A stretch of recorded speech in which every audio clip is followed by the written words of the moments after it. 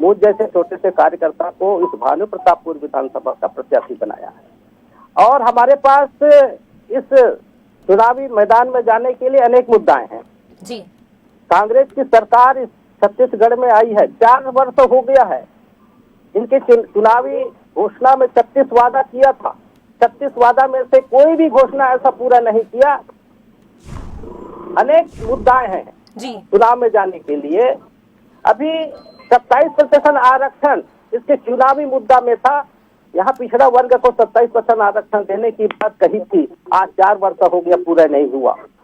और जिस व्यक्ति ने 27% आरक्षण को लेकर के हाई कोर्ट में याचिका दायर करती है, उस व्यक्ति को कबीर मठ का अध्यक्ष बना दिया जाता है। अभी हमारे 32% आरक्षण को घटा करके 20% कर दिया है। और जिस व्यक्ति ने हमारे 32% आरक्षण को लेकर हाई कोर्ट में याचिका लगाया, उस व्यक्ति के पी खांडे जी को अनुसूचित जाति का अध्यक्ष बना दिया जाता है। ये सरकार, ऐसे लोगों को नवाजा जाता है जी। एक तरह कहती है इस सरकार ने कि मैं आदिवासियों की सर पर हाथ रखता हूँ, मैं आदिवासियों की हितैषी हूँ। एक तरफ सर में हाथ रखने की बात कहती है और नीचे तरफ हमारी पैर काट रही है। आज बस्तर संभाग, सरगुजा संभाग, बिलासपुर संभाग, स्थानीय भर्ती डॉक्टर रमन सिंह की सरकार ने स्थानीय भर्ती का प्राथमिकता दिया था, उस भर्ती को भी रद्द कर दिया। अनेक मुद्दा है। आज 15 तारीख है, हमारे आदिवासी समाज पूरे प्रदेश में नाकेबंदी, आर्थिक नाकेबंदी, चक्का जाम किया हुआ।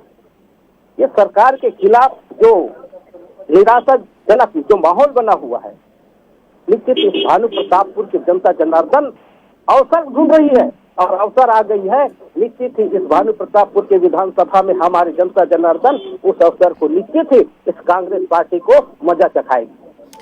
ब्रह्मानंद जी, लेकिन समझना चाहेंगे, जैसे कि आदिवासी आरक्षण का जिक्र आपने किया है और छत्तीसगढ़ में इसे लेकर बयानबाजी भी हम देख रहे हैं, सियासत भी देख रहे हैं। सबसे महत्वपूर्ण यह है कि आदिवासी आरक्षण को लेकर आदिवासी वर्ग खासा नाराज है। बीजेपी पर भी आरोप लग रहे हैं, कांग्रेस पर भी आरोप लग रहे हैं। अब आप ऐसे में जब जनता के बीच पहुंचेंगे तो इस आदिवासी वर्ग को कैसे समझाएंगे कि आप आगे चल के, आपकी पार्टी आगे चलकर उनके वर्ग के हित में काम करेगी? कैसे समझाएंगे? इस नाराजगी को कैसे दूर करेंगे?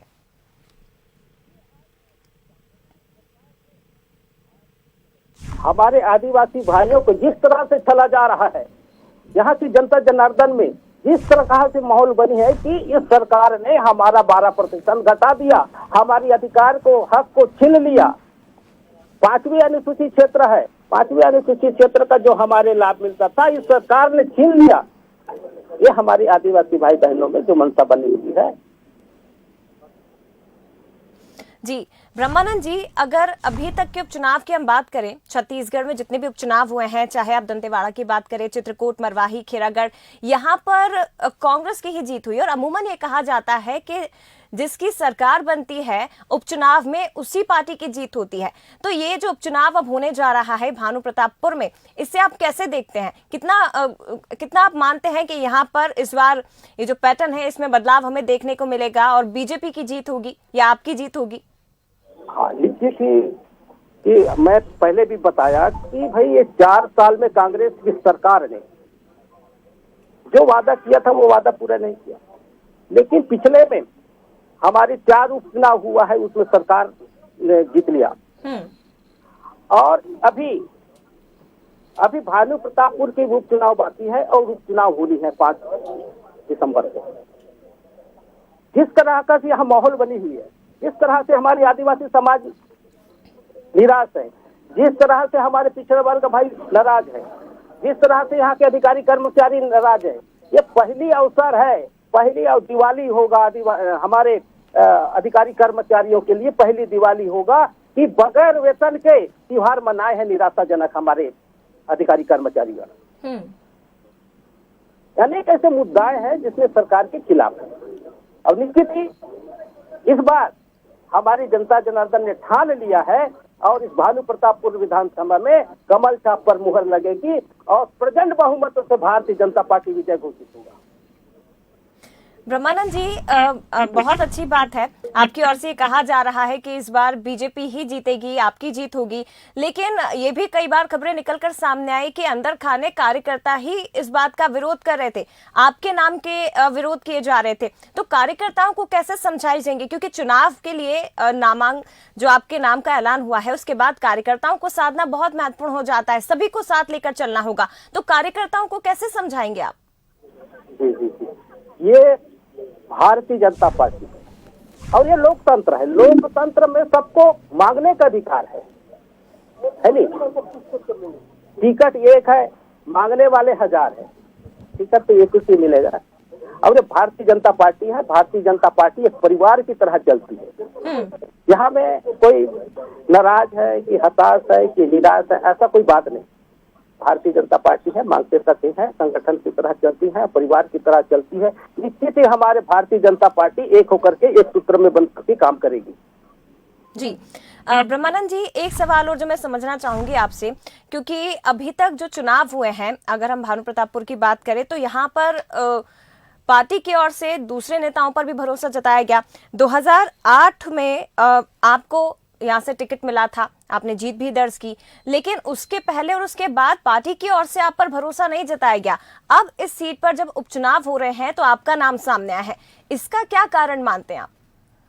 नहीं, मैं इसे कारण नहीं मानता। ये तो भारतीय जनता पार्टी हमारे नेतृत्व की वो है ना। वो पार्टी संगठन स्थायी नेतृत्व की बात है। जैसा आशीर्वाद मिले वैसे काम करें, जैसा निर्देश मिले वैसे काम करें। ये भारतीय जनता पार्टी कार्यकर्ताओं की ये सहन सहने और उनकी भाव रहता है। बिल्कुल। ब्रह्मानंद जी, एक आखिरी सवाल मैं आपसे समझना चाहूंगी, क्योंकि बीजेपी की ओर से तो आपके नाम का ऐलान कर दिया गया है, कांग्रेस की ओर से सावित्री मंडावी जी के नाम सबसे ज्यादा आगे चल रहा है और संभावना है कि आज उनके नाम का ऐलान हो जाएगा। तो आप उन्हें अपने प्रत्याशी के रूप में कैसे देखते, अपने सामने कैसे देखते, उन्हें कितनी टक्कर दे सकती है सावित्री मंडावी आपको? तो चुनावी मैदान है, ये तो मेरे ऊपर नहीं, यहाँ की जनता जनार्दन बताएगी। नहीं, मैं पहले भी कहा कि 4 साल की सरकार है, 4 साल सरकार की, कांग्रेस की सरकार के कार्यकाल को देख चुकी है, विकास कार्यों को देख चुकी है। जिस तरह से यहाँ की जनता जनार्दन हताश और निराश है, वो हमारी जनता जनार्दन के ऊपर निर्भर करती है। जी, चलिए, बहुत शुक्रिया आपका ब्रह्मानंद जी। बंसल न्यूज से आपने खास बातचीत की और बहुत शुभकामनाएं आपको आगे के लिए कि भानु प्रतापपुर सीट पर जब आपके नाम का ऐलान हुआ है तो आगे जनता भी आपके फेवर में जाए, यही शुभकामनाएं आपको बंसल न्यूज देता है। सर, बहुत शुक्रिया बंसल न्यूज से बातचीत के लिए। तो ब्रह्मानंद नेताम जी भानु प्रतापपुर विधानसभा चुनाव से बीजेपी की ओर से प्रत्याशी बनाए गए हैं और बता दें आपको कि